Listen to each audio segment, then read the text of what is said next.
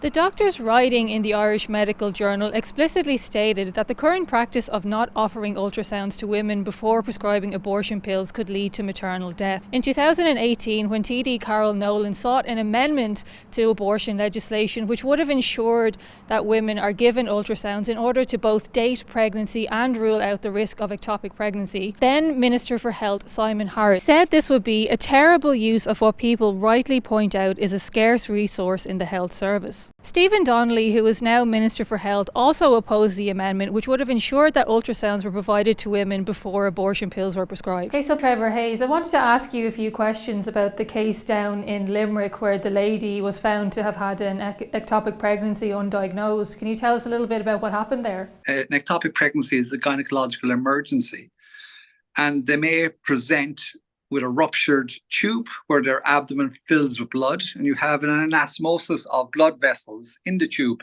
So it can be quite a serious blood loss. This lady down in Limerick, she was given abortion pills by her doctor, who didn't do an ultrasound on her because as it stands, they're not bound to.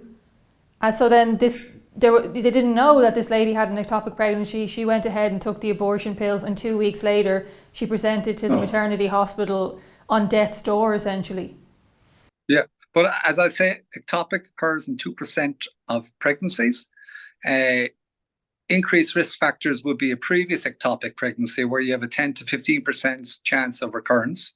Anybody with the Mirena coil, anybody with the depot, anybody with tubal surgery, pelvic inflammatory disease, adhesions, endometriosis. And with society the way it is at the moment, people are having children later, so there's a greater chance and propensity towards endometriosis or adhesions, and the use of the Mirena intrauterine coil. So, ectopic rupture, it accounts for 10% of maternal first trimester deaths, and it accounts for 5 to 8% of all pregnancy-related deaths. So the ultrasound is paramount. It's pivotal importance in getting a correct diagnosis. And I remember this debate. They opposed the ultrasound because they were concerned about the mother hearing the baby's heart or seeing the baby's heart. And they were trying to avoid that scenario. But this debate around the legislation of the time, it was more political than medical. The medical would always have confirmation of dates, confirmation that this is not an ectopic pregnancy, and that's the way forward. And I appreciate, the health service is tight for money, but there's no price for safety. And what do you think of Simon Harris's comments that the provision of ultrasounds in this kind of situation was essentially trying to access scarce resources? Do you think that was a fair comment? No, I was totally unfair. Absolutely erroneous comment, because what's the price of safety?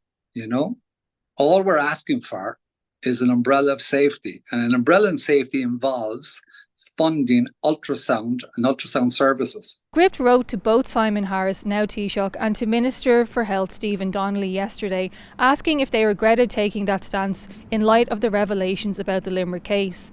We also asked if they accepted the conclusion of the medical experts who wrote the case study, all working in obstetrics and gynecology in Limerick Hospital, who say that failure to carry out an ultrasound may result in masking symptoms and signs of ectopic pregnancy in patients having an abortion, and could lead to death due to misdiagnosis and the overlap of symptoms of ectopic pregnancy and abortion. We also asked if they would seek to make changes to the current abortion legislation which would ensure that ultrasounds are provided for women prior to the prescription of abortion pills in order for cases like this to be avoided in the future.